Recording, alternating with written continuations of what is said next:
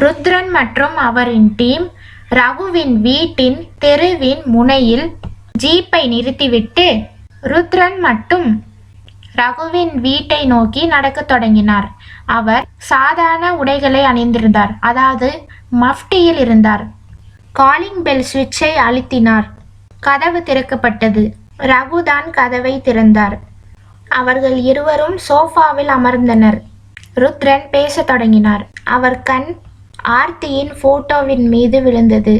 உங்க வைஃப்க்கு என்னாச்சு என்று எதுவும் தெரியாதது போல கேட்டார் ரகுவிடம். சார், அவங்க காணாம போய் இன்னையோட 2 வருஷம் ஆச்சு. கம்ப்ளைண்ட் கொடுத்த 3 வாரம் தேடிருப்பாங்க, இல்லைன்னா 1 மாதம் தேடிருப்பாங்க. அதோட அந்த கேஸை மூடிட்டாங்க. இப்போ ஏன் சார் அதெல்லாம் கேட்குறீங்க? இல்லை, உங்கள் அப்பாவோட நம்பர்லேருந்து தான் அந்த மர்ம கால் வந்திருக்கு, மிரட்டல் கால் வந்திருக்கு ரேவதியோட அப்பாவுக்கு. எனக்கு எதுவுமே தெரியாது சார். நான் அந்த ஃபோன் காணாமல் போயிடுச்சு, சிம்மோட காணாமல் போயிடுச்சு. கான்ஸ்டபிள் ஐயா கூட வந்திருந்தாரு, நான் எல்லாமே சொல்லிட்டேனே சார்.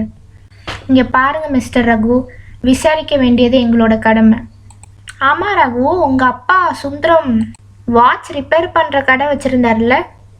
ரகு அதற்கு, ஆமாம் சார் வச்சுருந்தாரு, அவர் இறந்தக்கப்புறமே அதை மூடிட்டோம்.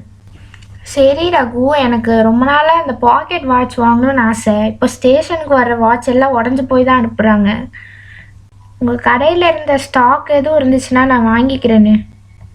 இல்லை சார், கடை மூடும் போதே அந்த ஸ்டாக் எல்லாம் கிளியர் பண்ணிட்டோம். இதற்கு மேல் ரகு வேற எதுவும் சொல்ல மாட்டார் என்று ருத்ரன் அந்த இடத்தை விட்டு வெளியேறினார். அதே சமயத்தில் ஏட்டையா ராமமூர்த்தி அந்த தெருவில் இருந்த மல்லிகை கடைக்காரரிடம் பேசி கொண்டிருந்தார். ஏன்பா, அந்த வீட்டில் இருக்கார்ல, அதான்ப்பா அந்த வாட்ச் கடை வச்சுருந்தார்ல சுந்தரம், அவரோட பையன் ரகு, அவர் எப்படி? என்ன சார், அவரை பற்றி திடீர்னு விசாரிக்கிறீங்க? எதுவும் பிரச்சனையா? இல்லைப்பா, சும்மா தான் சொல்ல. முன்னாடி எல்லார்கிட்டையும் கலகலன்னு பேசிகிட்டு இருந்தாருதான் சார். ஆனால் அவர் மனைவி காணாமல் போனதுக்கப்புறம் எப்பவுமே மூஞ்ச உருன்னு வச்சுப்பாரு சார். இந்த மல்லிகை கடைக்கு கூட வர்றதில்ல சார். இப்போ தான் ஆன்லைன் வந்துருச்சே, ஃபோனில் எல்லாத்தையும் போட்டு வாங்கிக்கிறாங்க. இன்னொரு பக்கம் ஹாசினி கண் விழித்தாள். அவள் ஒரு அறையில் அடைப்பட்டு கிடந்தாள். வெளியே பூட்டப்பட்டிருந்தது. அவள் கண் திரும்பும் அனைத்து திசையிலும் இருட்டே சொந்தம் கொண்டிருந்தது. அவளை கடத்திய அந்த காரில் இருந்தது 3 ஆண்கள், டிரைவரையும் சேர்த்து. அவளுக்கு இப்போது அந்த முகங்கள் ஞாபகம் இல்லை. அப்போது அந்த அறையின் வெளியே பேச்சு குரல் கேட்குது. மூவரில் ஒருவன், நான் அப்பவே சொன்னேன், இவ அப்பாவை தீர்த்து கட்டிய போதே இவளையும் தீர்த்து கட்டியிருக்கணும். இப்போது நமக்கு தான் தொல்லை. இவர்கள் இப்படி பேசுவதிலிருந்து தனது அப்பாவை இவர்கள் ஏதோ செய்து விட்டார்கள் என்று அவளுக்கு புரிந்தது. அவள் கண்களிலிருந்து நீர்கள் அருவியாக கொட்டியது. ருத்ரனும் ஏட்டையா ராமமூர்த்தியும் ஜீப்பில் சென்றிருக்கும் போது ருத்ரனின் அலைபேசி அலறியது. கான்ஸ்டபிள் மூர்த்தி தான் கால் பண்ணாரு. Sir, doctor Hasini Srinivasan is missing என்று வேகமாக கூறினார். தகவலை தெரிவித்தது ஹாசினியின் சித்தப்பாவாகிய வெங்கடேசன். அவர் எதர்ச்சியாக ஹாசினியின் வீட்டிற்கு சென்றிருக்கார்.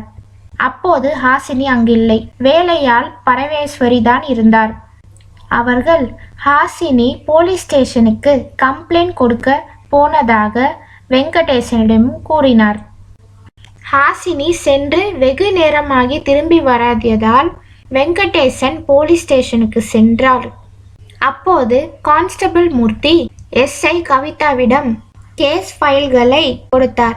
அவர்கள் ஹாசினி சென்று வெகு நேரமாகிவிட்டனர் என்று அவர்களும் தெரிவித்தனர். பிறகு ஹாசினியின் நண்பர்கள் வீட்டிலும் கேட்ட பின்னர் ஹாசினி எங்கும் செல்லாததால் வெங்கடேசன் கான்ஸ்டபிள் மூர்த்தியிடம் கம்ப்ளைண்டாகவே கொடுத்து விட்டார். சிறிது நேரம் கழித்துதான் வெங்கடேசனுக்கு ஹாசினியின் வீட்டின் முன்னால் சிசிடிவி கேமரா பொருத்தப்பட்டிருக்கிறது என்று ஞாபகம் வந்தது. அவர் சிசிடிவி கேமராவின் ஃபுட்டேஜை செக் செய்தார். அதில் ஒரு சிகப்பு நிற கார் வந்து ஹாசினியை கடத்தி சென்றது தெளிவாக தெரிந்தது. அதில் இருக்கும் நபர்களின் முகம் தெரியவில்லை. உடனடியாக ஸ்டேஷனுக்கு இன்ஃபார்ம் செய்தார். அதே சமயத்தில் டிடெக்டிவ் விக்ரம் ரேவதியின் வீட்டின் முன் நின்றிருந்தார். உள்ளே சென்றார். ரேஷ்மா சோஃபாவில் அமர்ந்திருந்தாள். அவள்தான் விக்ரமை அங்கு வர வைத்தாள். என் அக்கா இன்னும் வீட்டுக்கு வரல, எனக்கு என் அக்கா வேணும், அவள் திரும்பி வரணும், அவளை கண்டுபிடிக்க எனக்கு உதவி செய்யுங்க. அதற்கு விக்ரம், என்னால் முடிந்தவரை உதவி செய்கிறேன் என்று சொன்னான். அவன் சேகரித்து வைத்த தகவல்களை கூட அவளிடம் சொன்னான். இப்போது சந்திரனின் டீ கடையில் அனைவரும் வழக்கம் போல் கூடியுள்ளனர். தீப்பொறி தாத்தா பேசத் தொடங்கிறார். நேத்து நைட்டு மணி 12 இருக்கும். குதிரையோட காலடி சத்தம் கேட்டுச்சு.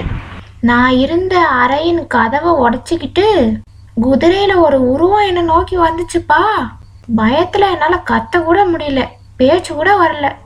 அந்த உருவம் அப்படியே என்கிட்ட வந்து என்னை அப்படியே குதிரையில தூக்கி பின்னாடி உட்கார வச்சுட்டு போயிருச்சுப்பா. அப்படியே போது அப்படியே பறக்கிறேன்ப்பா நான் காத்துல.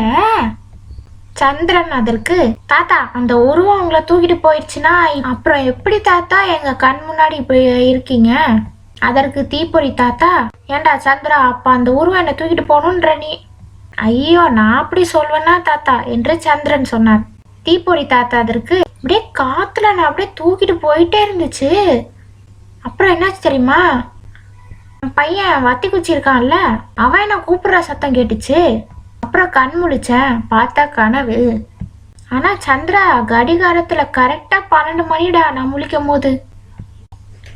ருத்ரன் சென்ற பிறகு ரகுவின் வீட்டின் கதவை யாரோ தட்டும் சத்தம் கேட்டது. ரகு கதவை திறந்தான். வீரன் தலையில் தொப்பி போட்டுக்கொண்டு முகத்தில் முகக்கவசம் அணிந்து கொண்டு நின்று கொண்டிருந்தான். யாரும் பார்க்கும் முன்னர் ரகு அவனை இழுத்து உள்ளே தள்ளிவிட்டு கதவை சாத்தினான். ரகு பேச தொடங்கினான். வீரன், இப்படியா பகல்ல வர்றது என் வீட்டுக்கு? யாராவது பார்த்தா என்ன ஆகும்? வீரன் அதற்கு, இல்ல வர சொல்லியிருந்தீங்க, நைட்டு தான் வர சொல்லியிருந்தீங்க, இருந்தாலும் நான் இப்படி கேப்பு மாஸ்க்லாம் போட்டிருக்கிறதுனால யாரும் பெருசா கண்டுக்கல மாட்டாங்கன்னு. ரகு அதற்கு, கொஞ்ச நேரத்துக்கு முன்னாடி இப்பதான் ருத்ரன் சார் வந்துட்டு போனாங்க, நீ மட்டும் அப்ப வந்திருந்த, நீ அவ்வளவுதான். சரி, உன்னை எதுக்கு கூப்பிட்டேன்னு சொல்கிறேன். இனிமே நீ பாக்கெட் வாட்சை ஸ்டேஷனில் கொடுக்க வேண்டாம். வீரன் அதற்கு, ஏன்னா என்னாச்சு? நம்ம பிளான் படி தானே எல்லாம் போயிட்டுருக்கு. ரகு அதற்கு, இல்லை, இதுக்கு மேலே உனக்கு தான் ரிஸ்க்கு. ஃபைனல் செட்டில்மெண்ட்டை செய்துவிட்டு அவனை அங்கிருந்து அனுப்பிவிட்டான். அந்த அறையில் ஹாசினிக்கு போலீஸ் ஜீப்பின் சைரன் சத்தம் கேட்டது. இந்த மர்ம கடிகாரத்தின் விளையாட்டு தொடர்ந்து கொண்டே இருக்கும். மேலும் பல மர்ம கேள்விகளின் பதில்களை, முடிச்சுகளை அடுத்த காணொளியில் அவிழ்ப்போம்.